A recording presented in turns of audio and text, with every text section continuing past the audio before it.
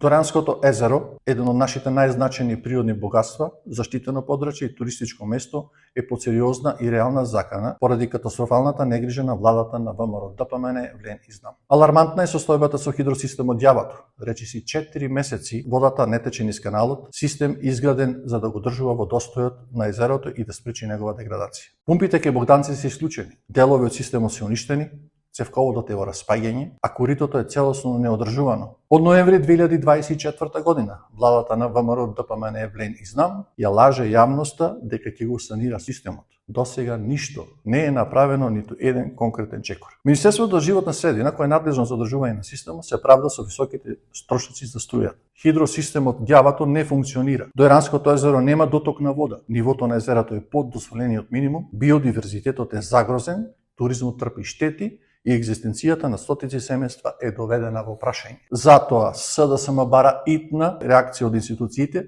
пред се од Министерството за животна средина. Не сме да се дозволи Доранското езеро да стане жртва на неспособноста на владата на ВМРО ДПМН влен изнам.